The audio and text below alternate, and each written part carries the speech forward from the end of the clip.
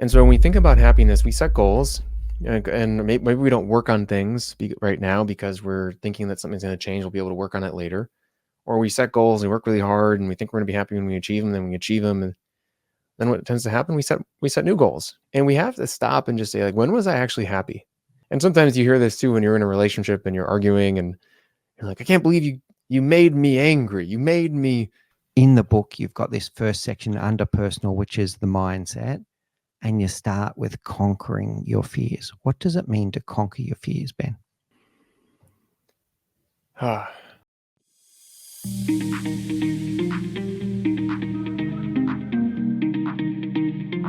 In the book, you've got this first section under personal, which is the mindset, and you start with conquering your fears. What does it mean to conquer your fears, Ben?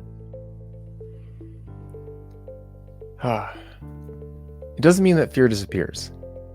Now, maybe if we change the label and just believe that fear doesn't exist, that would be wonderful. But what it truly means is that you decide that how you feel is not going to prevent you from achieving what you want. And that's it. And too often our feelings become excuses. We label them as maybe something that's not safe. And so we feel that the thing that we want to achieve we're not able to. It's not possible.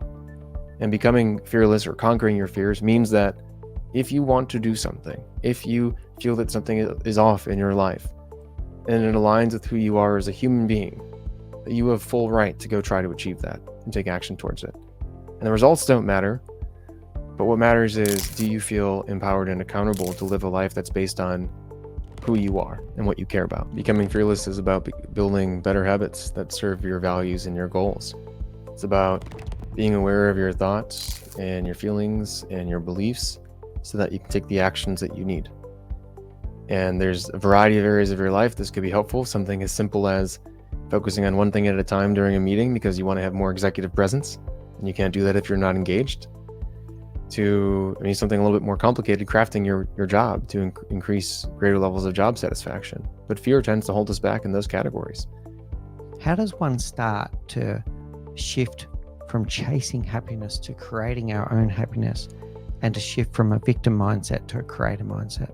That's probably an entire podcast on itself, but how do you even start, Ben? I am a creator mindset, so this is where I've got to practice a bit of empathy, because I've never been one to blame my circumstances and to have a victim mindset, but I know a lot of people out there get stuck in that rut. How do they start to shift the frame from victim to creator? And so when we think about happiness, we set goals, and maybe we don't work on things right now because we're thinking that something's going to change. We'll be able to work on it later. Or we set goals and work really hard and we think we're going to be happy when we achieve them, then we achieve them. And then what tends to happen, we set new goals. And working towards them again. I'm going to be happy when I get this thing. And we have to stop and just say, like, when was I actually happy? Because you've accomplished it before. Like you've had this thing in the past. That's how you know it exists. But when? And remember that feeling wasn't generally because you achieved something. It was because you felt it. You decided to create it. So in our lives, we need to remember that we can create joy just by feeling that we're joyful, by remembering the things that we've accomplished in the past, by being gracious and having gratitude for who's in front of us today, by taking a moment and connecting with the person in front of us, just remembering the things that make us happy. And so that's what I mean by, instead of chasing happiness, we need to create it, because it's within us all the time. Sometimes harder than others. And then in terms of the victim situation, and I've shared this before, but I was a victim very much in my career. I blamed my boss, I blamed my organization, I blamed my job for not bringing me meaning, for making me feel unsafe.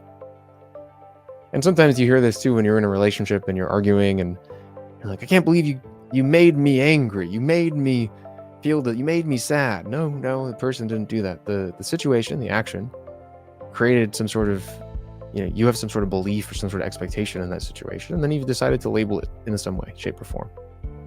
So I was expecting my job to give me meaning. And because I wasn't happy every single day, I blamed my job for doing that. And I was being the victim. Or you're a victim in a relationship because maybe you don't set expectations or follow through, or you stay in a situation that isn't right for you.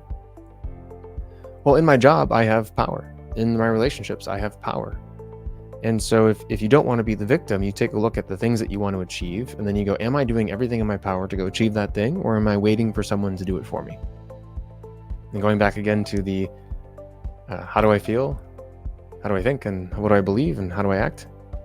If you want to change from being a victim, stop blaming people for your situation and start creating some personal accountability for it.